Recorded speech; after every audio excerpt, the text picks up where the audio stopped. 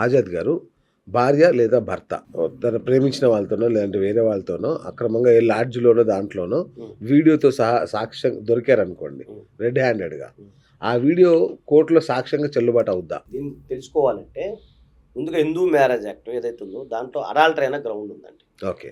So, దాని ప్రకారంగా ఎవరైనా సరే ఒక మహిళ గాని, పురుషుడు గాని, అలాగే మొన్న రీసెంట్‌గా ఆనరబుల్ హైకోర్టు, సుప్రీంకోర్టు వారిచ్చిన గైడ్‌లైన్స్ ప్రకారంగా కానీ, ఎవరైనా సరే ఒక మహిళ వేరే వ్యక్తితో అక్రమ సంబంధం పెట్టుకొని, దానికి సంబంధించిన వీడియో సాక్ష్యాలు గాని, అలాగే వాట్సాప్ చాటింగ్ గాని, లేదా మరే ఇతర మాధ్యమాల ద్వారా రికార్డింగ్స్ కానీ, ఇవన్నీ కూడా చెల్లుబాటు అవుతాయి. అవునా? అవుతాయి. ఆ! దానికి సంబంధించి ఏంటంటే, మనం ఒక 65 అనేది ఉంటది. ఆ పిటిషన్ మనం ఫైల్ చేసుకున్న కోర్ట్‌లో ఫైల్ చేసుకుంటే కోర్ట్ వారు పర్మిషన్ ఇస్తారు. ఆ పర్మిషన్‌తో పాటుగా కుదిరితే ఫోరెన్సిక్ లాబొరేటరీ పర్మిషన్ కూడా మనం తీసుకొని అది ఒరిజినలా కాదా అని చెప్పి.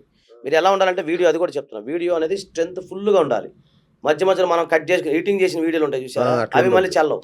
అచ్చా! చాలామంది ఏంటంటే వీడియోలు ఎడిటింగ్ చేసి ముక్కలు ముక్కలుగా పెడతారు. అవి ఆ! చెల్లదు. ఫుల్ లెంత్ వీడియో కరెక్ట్‌గా ఉండాలన్నమాట. ఆ! అప్పుడు ఫోరెన్సిక్ లాబొరేటరీలో వాళ్ళేంటంటే ఇది కరెక్ట్ ఉంటాయి.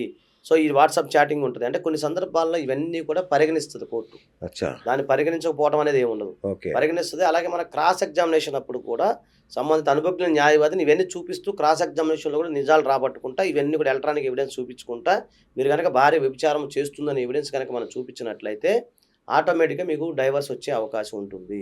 ఓకే. కాబట్టి భార్య గాని, భర్త గాని భర్త ఎవరైనా సరే గాని. వేరే యెస్. రూముల్లోనో, వేరే వాళ్ళతో అక్రమంగా సంబంధంగా ఉన్నప్పుడు, మీ దగ్గర ఉన్న వీడియోలు అలాగే ఏవైతే ఉన్నాయో అవన్నీ కూడా మీరు సాక్ష్యంగా పరిగణించొచ్చు. అవునా? అవునండి. Okay. Okay. Thank you sir.